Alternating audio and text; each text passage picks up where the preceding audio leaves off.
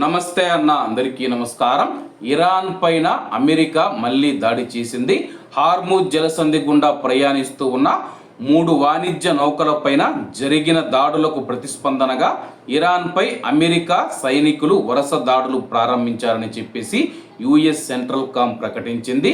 అలాగే ప్రపంచంలోనే అత్యంత రద్దీగా ఉండే సముద్ర మార్గాలలో ఒకటైన పౌర సిబ్బందితో కూడిన వాణిజ్య నౌకలను లక్ష్యం చేసుకున్నందుకు ఇరాన్కు జవాబుదారీగా చేయడానికి ఈ దాడులు జరిపినట్లు సెంట్రల్ కమాండ్ ఒక ప్రకటనలో తెలిపింది. అంతర్జాతీయ జలమార్గంలో ప్రజలు ప్రయాణించే వాణిజ్య నౌకలను లక్ష్యం చేసుకున్నందుకు ఇరాన్కు భారీ మూల్యం చెల్లించేలా చేయడమే ఈ దాడుల యొక్క ముఖ్య ఉద్దేశం.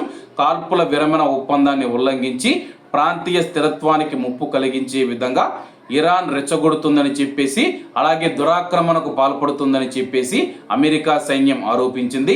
ఇరాన్ ప్రదర్శించిన దురాక్రమణ అన్యాయమైనది, ప్రమాదకరమైనది మరియు కాల్పుల విరమణ ఒప్పందాన్ని స్పష్టంగా ఉల్లంఘించింది. హార్ముజ్ జలసంధి గుండా ప్రయాణిస్తూ ఉన్న 3 వాణిజ్య నౌకలపైన మంగళవారం ఉదయం జరిగిన దాడుల నేపథ్యంలో ఈ సైనిక చర్య తీసుకున్నట్లయితే అమెరికా సైన్యం తెలిపింది. ఈ ఉద్రిక్తతలు ప్రపంచ నౌక రవాణా మరియు ఇంధన సరఫరాల భద్రత పైన అంతర్జాతీయ ఆందోళనలు రేకెత్తించాయి. వాణిజ్య నౌకలపైన జరిపిన వరుస దాడుల నేపథ్యంలో వ్యూహాత్మక గల్ఫ్ జలమార్గం అత్యంత అప్రమత్తంగా కొనసాగుతూ ఉన్న తరుణంలో ఈ దాడులు అమెరికా మరియు ఇరాన్ మధ్య ఉద్రిక్తతలను గణనీయంగా పెరగడాన్ని సూచిస్తూ ఉన్నాయని చెప్పేసి యుఎస్ సెంట్రల్ కమాండ్ అయితే ప్రకటించింది. ప్రస్తుతం మనం చూసుకుంటే ఖతార్కు సంబంధించి అలాగే 3 వాణిజ్య నౌకలపైన ఇరాన్ దాడులు చేసిందనమాట. దీంతో అమెరికా మళ్ళీ తిరిగి ఇరాన్ మీద దాడులు చేసింది.